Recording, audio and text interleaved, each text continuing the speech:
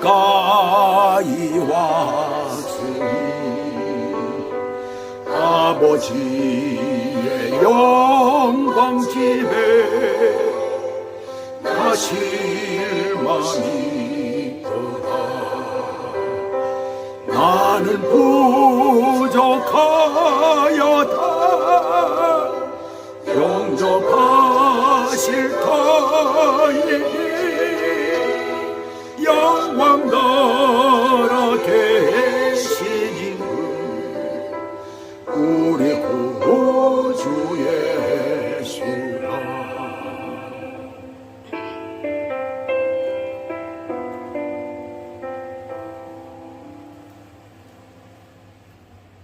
오늘 하나님의 말씀은 창세기 11장 27절에서부터 31절까지 내용입니다. 오늘 말씀의 제목은 믿음 안에서 성령에 의지하여 결산할 때. 근데 사실은 제목이 조금 더 깁니다. 지금은 믿음 안에서 성령에 의지하여 결단할 때입니다 라는 그런 제목이에요.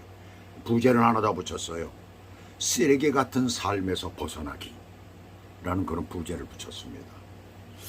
우리 삶 가운데 참 우리가 살고 있다라는 이것을 우리가 생각해 가면서 한번 삶을 더듬어 보면 이 죄악 가운 이 세상, 이 죄 가운데 있는 이 세상에서 우리가 쓰레기 같은 삶을 산다라고 생각할 때가 참 많아요. 참 우리의 삶이 좀 더 멋있고 좀 품위가 있고 좀 하나님 보시기에 좀 거룩한 그런 삶을 살아야 되는데, 근데 참 쓰레기 같은 그런 삶을 살 때가 참 많아요. 가만히 알코올 중독자인 아버지 밑에서 자란 두 청년이 있었습니다. 한 아버지 밑에 두 형제죠. 이들은 나이가 들면서 집이 파산해 버렸어요. 그래서 떠나가지고 각기 제 길로 갔습니다. 다른 길로 갔어요. 몇 년이 지난 후에 한 심리학자가 알코올 중독이 한 가정의 어린이에게 미치는 영향이라는 그런 논문을 발표하려고 그 가정의 그 형제들을 픽업을 했습니다. 그래서 그 청년들을 만나서 인터뷰를 했어요. 만나보니까 한 청년은 아주 깨끗하고 빈틈없는 금주가로 술을 들지 않은 그런 사람으로 아주 행복하게 살고 있었어요. 근데 한 청년은, 다른 한 사람은 형제죠. 그의 아버지와 마찬가지로 알코올 중독자가 되어 있었어요. 그래서 심리학자는 그들에게 똑같이 물었습니다. 어떻게 그렇게 변했는지를 이렇게 물었어요. 그런데 두 청년의 대답은 똑같았습니다. 당신이 내 아버지와 같은 아버지를 가졌었다면 어떻게 되었으리라고 생각하십니까? 라고 똑같이 그렇게 되묻는 것이었어요. 거기에서 이 심리학자는 아주 귀중한 결론을 얻었습니다. 그것은 삶의 차이를 가져다 주는 것은 삶에 어떠한 사건이 일어났기 때문이 아니라 부딪힌 각자의 환경에 어떻게 적응했는가 하는데 있는 것이다 라는 거예요. 똑같은 상황이라도 이에 대하여 어떻게 적응할 것이냐, 즉 적극적이냐 소극적이냐 하는 선택의 가능성은 항상 주어져 있다는 것을 우리들에게 말해주고 있는 것입니다. 그런데 우리가 살면서 스스로 선택할 수 없는 것들이 있죠. 우선 나의 부모님, 선택이 불가능하죠. 나를 낳으셨으니까. 도저히 그것은 선택할 수 있는 것이 아닙니다. 그리고 예전에 내가 태어난 국가도 내가 선택할 수 없는 것이라고 했는데 지금은 아니에요. 얼마든지 이민을 갈 수 있기 때문에 그렇습니다. 또 내가 남자라는 존재, 이 존재, 이것도 변할 수 없는 것이라고 그랬지만 지금은 그렇지가 않아요. 얼마든지 성을 지금 바꾸고 있습니다. 수술을 해서 그게 가능하다는 얘기죠. 그런 시대에 우리가 지금 살아가고 있어요. 그러면서 우리에게 부딪히는 어떤 상황이나 일들, 사건들을 우리는 자주 선택하고 결정해야 할 때가 있어요. 아주 작은 것까지 생각한다면 어쩌면 매일같이 우리는 선택하기도 하고 결정하기도 하면서 이렇게 살아가고 있다고 해도 과언이 아닙니다. 오늘 본문 27절과 28절은 하나님께서 선택받은, 지난번에 제가 말씀을 드렸죠, 영광의 가문인 데라의 자손들을 기록하면서 아들 셋 중 롯의 아비 하란, 아마도 데라의 장남이었던 것 같아요. 그가 고향 갈대인의 우르에서 아버지 데라보다 먼저 죽었다라고 이렇게 말씀하고 있습니다. 그래서 그 이름이 나중에 기록되고 있는 것을 보게 돼요. 그런데 창세기 24장 15절에서 보면 아브라함의 동생 나홀이라고 이렇게 한 것으로 보아서 형제들의 나이 순서는 하란이 첫째고 그 다음에 아브라함이 둘째고 그리고 나홀이 셋째가 되는 것이 아니냐, 이렇게 볼 수가 있습니다. 곧 큰형의 딸, 나홀은 곧 큰형의 딸 하란의 딸과 결혼을 시킨 것으로 봐서 하란이 제일 맞이었다. 그리고 아브라함은 중간이었다. 아브라함은 이복 여동생과 결혼을 시키죠. 건친 결혼이었습니다. 후에 이 건친 결혼이 율법에 의해서 엄격히 통제가 되고 있죠. 완전히 금지돼 버리고 말았습니다. 그러나 이때는 허용이 되었었어요. 왜냐하면 그때는 연애 결혼 같은 것이 없었기 때문에 그렇습니다. 이렇게 가족 구성이 원만하게 이루어진 것 같은데 왜 갈대아인의 우르를 떠났을까? 근데 특이한 것을 보면은 갈대아 우르라고 하지 않고 옛날 성경은 갈대아 우르라고 이렇게 나오는 곳이 있습니다. 그런데 요즘에 개정 성경이 맞아요. 갈대아인의 우르라는 그 말을, 이 단어가 나오고 있어요. 근데 우르 가스딤이라는 그런 말입니다. 이 가스딤이라는 말은 갈대아 사람들이라는 그런 뜻이에요. 갈대아 사람들 우르라는 그런 얘기예요. 그러니까 갈대아 사람들이 살던 우르 땅이라는 얘기입니다. 바로 우르라는 곳이라는 거예요. 이 지역은 바벨로나 지역, 그때 당시에는 바벨로니아 지역, 바벨론이라는 도시의 이름을 따가지고 그 지역을 바벨로니아 지역이라고 했었어요. 나중엔 아주 큰 제국이 되죠. 느부갓네살이 온 세계를 그때 통치하게 되는 것이죠. 그러면서 유다를 흡수하게 되고 아주 큰 대제국이 되었죠. 이 우르라는 지명은 불사르다, 밝다, 빛나다는 단어에서 나온 것으로 빛 혹은 불을 얘기하고 있는 것이에요. 우르는 산물이 풍성하고 해산과 그 다음에 해상과 육지에 그러한 교통이 활발한 그런 도시였어요. 그 당시 아주 번화한 도시였어요. 반면에 고고 학자들에 의하면은 그곳에는 우상이 아주 만연했던 그런 도시입니다. 그런데 그곳에서 잘 살던 가족이 왜 떠나게 되었을까? 개인도 아니고 가족이 떠난다는 것은 굉장히 어렵고 힘든 그런 것입니다.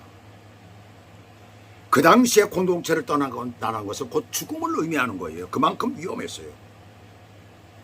아니면은 보지 못하는 것을 보는 시각이 열린 사람들이기 때문에 다른 먼 미래를 바라보고 떠난 것이 아니냐, 이렇게도 얘기할 수가 있겠죠. 자, 도대체 어떤 이유 때문에 그것을 떠났을까? 그때 그 대답이 나옵니다. 사도행전 7장 2절부터 보시면 찾을 수가 있어요. 스데반 집사가 복음을 전하다가 공회에 끌려가서 대제사장을 비롯한 공회원 앞에 서서 예수 그리스도를 증언할 때에 그가 증언한 내용이 나옵니다. 거기 이렇게 말씀하고 있어요. 우리 조상 아브라함이 하란에 있기 전 메소포타미아에 있을 때에 그랬어요. 자, 지명 이름이 달라요. 어디에서는 바벨로니아라고 그랬고, 그리고 어디에서는 지금 현재 메소포타미아라고 나오고 있습니다. 바벨로니아라는 이름은 느부갓네살 이후에, 바벨론 제국이 된 이후에 붙여진 이름이거든요. 그런데 갈대아 우르나, 메소포타미아라는 말은 그 전에 훨씬 전에 붙여진 이름입니다. 메소라는 말은 중간이라는 말이고 포타라는 말은 강이라는 얘기예요. 그래서 강 중간에 있는 그런 지역을 의미하고 있는 것입니다. 그래서 하란이라는 곳은 그때 당시에 북서부 지역을 갖다 하란이 있는 지역이고, 그 다음에 동남쪽 지역은 우르가 있는 지역입니다. 그래서 많이 떨어져 있어요. 무려 1500km 이상이 떨어져 있는 그런 지역입니다. 굉장히 넓은 지역, 그것을 메소포타미아 지역이라고 그렇게 얘기를 했죠. 그래서 그 자매 4절에 보시게 되면 아브라함이 갈대아 사람의 땅을 떠나 하란에 거하다고 아주 굉장히 중요한 내용들이 여기 나와요. 그의 아버지가 죽음에 하나님이 그를 거기서 너희 지금 사는 이 땅으로 옮기셨느냐, 가나안 땅으로 아버지가 죽고 나서 옮겼다라는 그 내용이 여기 나오고 있습니다. 왜냐하면 학자들이 이 부분들을 가지고 굉장히 많이들 얘기를 하고 있잖아요. 근데 여기 분명하게 나오고 있어요. 왜 떠났을까? 그것은 하나님께로부터 떠나라는 명령을 받은 것입니다. 영광의 하나님이 메소포타미아에 있을 때 아브라함에게 나타났다는 것이에요. 그리고 이르시되 내 고향과 친척과 아비지를 집을 떠나 내가 내게 보일 땅으로 가라, 이렇게 명령을 하신 것입니다. 믿음의 사람은 하나님이 말씀하시면 그 명령에 따라야 되는 것입니다. 우상의 도시에 살면서 어떻게 이런 일이 일어났을까? 데라와 그 가족은 본래 경건한 셈의 후손들이에요. 하나님께로부터 영적인 축복을 받은 가문이잖아요. 그러나 우루라는 도시 환경 가운데서 아버지 데라는 여호수아서 24장 2절에 보시게 되면 우상을 섬기며 살았다고 했습니다. 우상을 섬기는 그 가운데 빠져버리고, 즉 죄 가운데 빠져버리고 말았다는 것이에요. 우리의 환경과 우리의 형편이 그렇게 중요하다는 것을 여기서 말씀하고 있는 거예요. 그럼에도 불구하고 하나님은 그 가문을 기억하사 그 가족 가운데서 아브라함에게 나타나신 것이에요. 왜 아브라함에게 나타나셨을까? 그 우상이 만연한 그 도시에서 아버지가 우상을 섬기는 사람이었는데 왜요? 그는 하나님을 온전히 믿었기 때문에 그렇습니다. 하나님을 믿는 그 가운데서도 그는 하나님을 믿었다는 얘기예요. 본래 그 조상이 하나님을 잘 믿던 대로 그대로 따라갔던 것입니다. 그래서 그에게 나타나셔서 떠나라는 말씀을 하신 것이에요. 그 지역은 좋지 않다는 것을 얘기를 하고 있는 거죠. 본래는 그 당시 살아있던 모든 인류는 경건한 노아의 후손들이잖아요. 세상이 그렇게 빠르게 타락해버린 거예요. 오늘도 우리도 마찬가지입니다. 30년 전만 해도 안 그랬는데 지금 얼마나 많이 타락해 있어요. 한국도 그렇고 여기도 그렇고 그렇습니다. 교회들도 그렇게 많이 타락해 있습니다. 많이들 모르죠. 근데 제가 보기에는 30년 전에 한국 교회, 오늘날의 한국 교회 많이 타락해 있어요. 그러면 우상을 섬기던 아버지는 어떤 반응이었을까요? 아마도 그대로 받아들였을 것입니다. 선택을 한 거죠. 그리고 떠날 결단을 한 거예요. 아브라함이 확신에 찬 믿음을 평소에도 그는 보았기 때문에, 또 맏아들 하란이 거기서 죽었기 때문에 더욱 아브라함을 의지했을 것이에요. 28절 하란의 죽음에서 아버지인 데라보다 먼저라는 말이 나오는데, 이 데라보다 먼저라는 이 말은 어떻게 해석을 할 수 있느냐면, 데라의 면전에서, 그러니까 아버지의 면전에서 그가 죽었다라는 것을 의미하고 있는 것입니다. 유대인들의 전설에 의하면 우상 숭배자인 데라가 아들 하란이 화신 숭배, 불의 신 화신 숭배를 거역하자 그 당시 그 지역을 정복해서 다스리는 니므롯, 우리가 니므롯을 잘 알잖아요. 그 지역을 정복했던 사람이에요.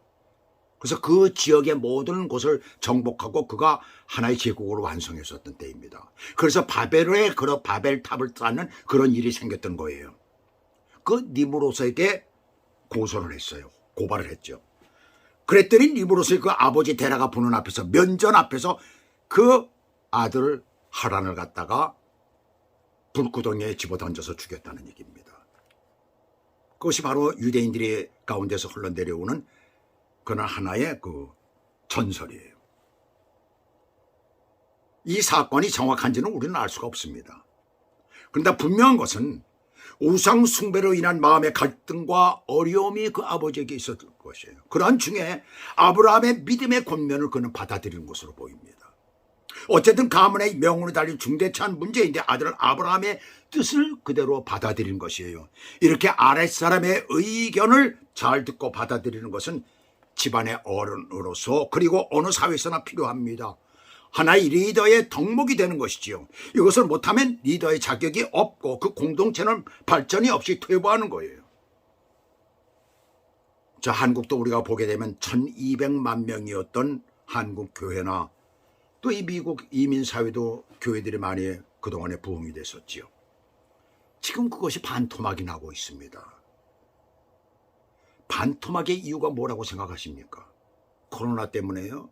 아니에요. 믿음이 있는 사람들이 왜 코로나 때문에 믿음이 떨어져 버리고 교회를 안 나오겠습니까? 교회에 어른이 성령의 역사를 무시하고 자기를 내려놓지 못하고 자기 것으로 삼는 데 문제가 있는 것입니다.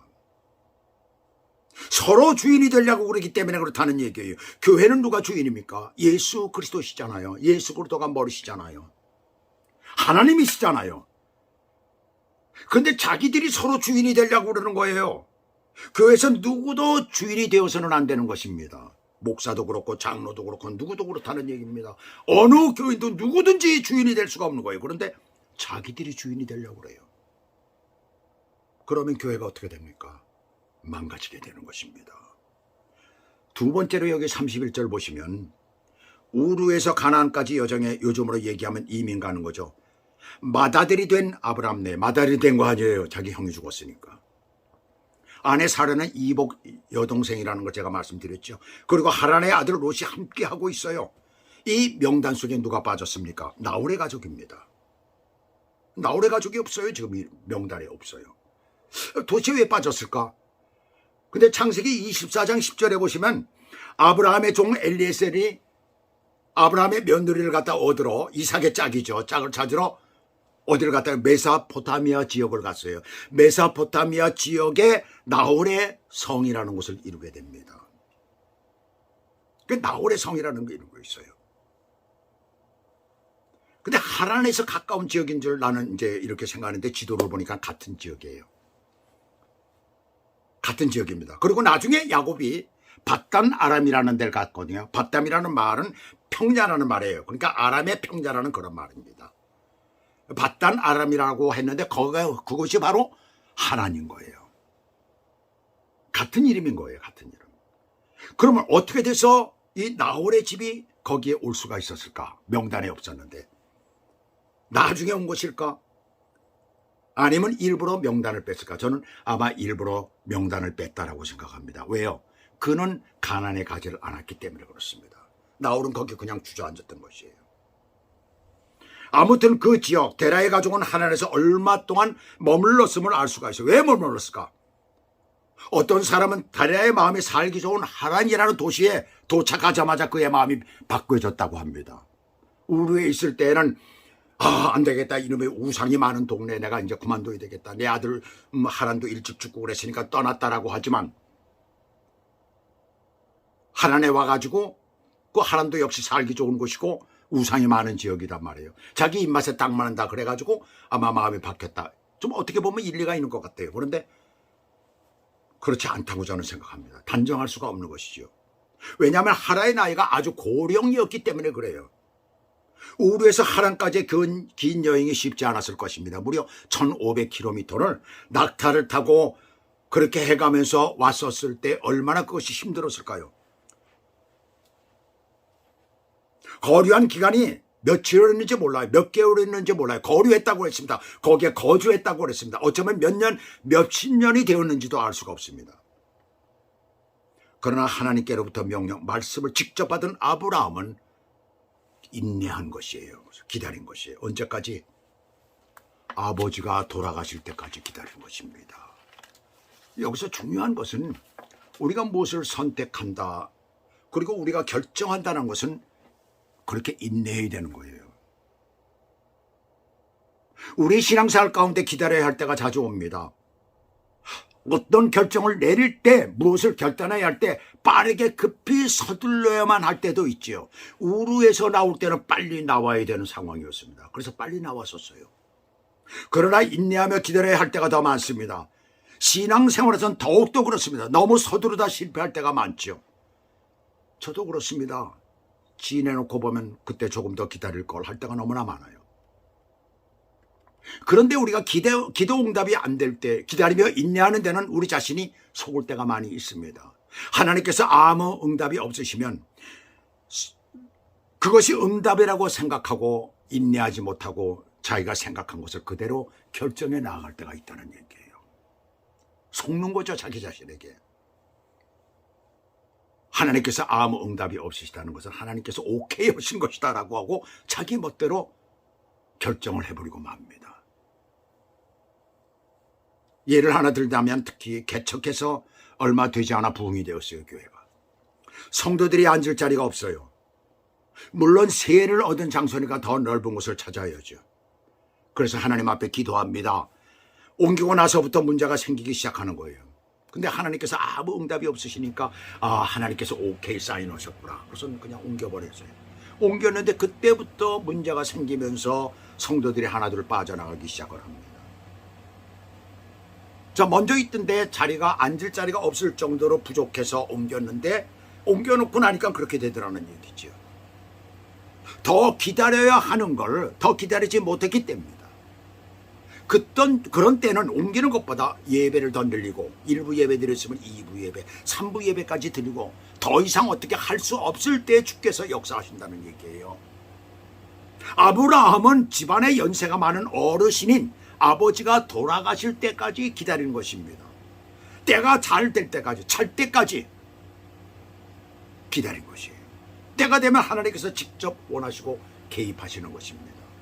그래야 우리는 이 죄악 세상, 이 쓰레기 같은 세상에서 우리가 나올 수가 있는 거예요. 내가 속해져 있는 온전치 못한 곳에서 내가 나올 수가 있는 것이에요. 내가 하나님 앞에 온전히 일을 할 수 없는 그곳에서 내가 나올 수가 있는 것입니다. 때가 차야 된다는 얘기죠, 언제나. 그래서 우리는 세상을 살아가면서도 그것을 명심하고 살아가야 되는 것입니다.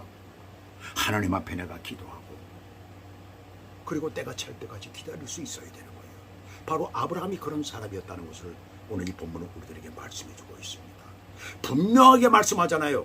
205세 아버지가 거기서 죽었다라 하나님께서. 그때 아브라함은 거기 있었다는 얘기입니다. 그러면 아브라함과 아버지의 나이 차이가 엄청나게 많습니다. 130세에 아버지 데라가 아브라함을 낳았다는 얘기가 되는 거예요. 이것은 성경을 자세히 보면서 그럴 수도 있겠구나라는, 그렇겠구나라는 생각이 들 겁니다. 그런데 이때 아브라함의 나이는 75세 이전이었어요. 한창 젊은 나이입니다. 젊다고요? 그렇게 말을 저한테 물어볼 거예요. 예, 맞습니다. 젊어요. 왜냐하면 창세기 23장 1절에 보시면 아브라함의 아내의 수명이 나오는데 127세라고 그랬어요. 아브라함은 아내보다 10살이 더 많잖아요. 그러니까 137세예요. 그런데 창세기 25장 1절에 보시게 되면 그 아내 사레가 죽자 뭐가 그리 급했는지 아브라함이 그두라라고 하는 아내를 새로 얻습니다. 후처를 얻게 되죠. 그 그두라를 통해 가지고 아이들이 또 여러 명 태어납니다. 그러니 지금 본문에 75세 미만인 그는 젊은 나이인 것이에요. 젊은 나이는 육적인 유혹에 빠지기가 쉽습니다. 물론 늙으면 대부분 명예의 목숨을 걸죠. 근데 젊은 나이 때는 그렇진 않아요. 육적인 그러한 어떤 정욕에 많이들 빠지게 되는 것이에요. 늙으면 대부분 명예에 빠지죠. 그런데 유혹은 그 특징이 끊임없이 내 가운데 온다는 얘기입니다. 그리고 또 예고 없이 주변에서 물 스며들듯이 우리 가운데 들어온다는 얘기입니다. 우리의 환경과 형편 등은 바로 그런 것이에요. 내 환경과 형편이 어렵다. 그것이 나로 하여금 제대로 신앙생활을 할 수 없게 한다. 나로 하여금 힘들게 만든다. 라고 탓하지 말고 그것이 우리 가운데 지금 들어오고 있다는 것을 우리가 생각을 해야 되는 거예요. 그래서 우리를 유혹하고 우리를 넘어뜨린다는 사실입니다. 그래서 우리는 그 유혹에서 언제나 믿음을 지킬 수가 있어야 되는 거예요. 믿음의 결단을 그때 내려야 되는 것이고 하나님께서 내게 원하시는 일들을 행해야 되는 거예요. 그 결단을 누가 합니까? 아브라함의 경우를 보면 아브라함 자신이 한 거예요. 근데 오늘날 우리들은 어때요? 누가 그 결단을 합니까? 우리의 믿음이 성령에 의지할 때 그때 성령의 도우심으로 결단을 하게 되고 결정을 내리게 되는 것입니다. 내가 한다라는 것, 오늘날 내가 한다라는 것은 아브라함만한 믿음이 될 수가 없어요. 아브라함만한 믿음이 될 수도 있겠죠, 어떤 사람. 그러나 거의 불가능합니다. 대단한 믿음이었던 것이죠. 그래서 내가 할 생각을 하지 말고 내가 믿음으로 하면서 성령께 의지할 때 성령께서 역사해 주시는 줄 믿습니다. 오직 기도하며 하나님의 때가 이르렀을 때 성령에 의지하여 결단하시길 주님의 이름으로 축복합니다. 지금은 믿음 안에서 성령에 의지하여 결단할 때입니다. 그것을 깨닫고 오늘도 주님 앞에 그렇게 기도하며 결단하고 결정하는 여러분 되시길 주 예수 그리스도의 이름으로 축복합니다. 기도하시겠습니다. 하나님 아버지, 오늘도 주의 복되고 아름다운 말씀을 보면서 다시 한번 우리의 삶의 부분들, 우리가 때로는 결단해야 될 때가 있고 결정해야 될 때가 있고 때문에 내가 선택해야 될 때가 있고, 오늘 이 데라의 경우를 보아도 아들의 말을 잘 듣고 그리고 어떤 결단을 한 것을 보게 됩니다. 믿음의 아들을 보았습니다. 또 아브라함의 같은 경우도 보게 되면 하나님 앞에 정말 자기 믿음으로 온전히 결단하는 모습을 우리들에게 보였습니다. 오늘날 우리는 어떻습니까? 하나님 아버지, 성령께서 우리 안에 계시기 때문에 우리는 어떤 것을 결심하고 믿음으로 나아갈 때에 주의 성령께서 우리를 도와주시고 결단하게 해주시는 줄 믿습니다. 그러한 믿음을 가지고 날마다 주님 앞에 나아가는 믿음의 사람들이 되도록 도와주시옵소서. 우리의 삶에 어려운 부분이 있고 힘든 부분이 있고 내가 지금 당장 해야 될 것이 있고 다시 시작해야 될 부분이 있다면 그렇게 주님 앞에 나아가는 축복의 사람들이 되도록 인도하시고 축복해 주시옵소서. 예수 그리스도 이름으로 감사하며 기도 올려옵나이다. 아멘.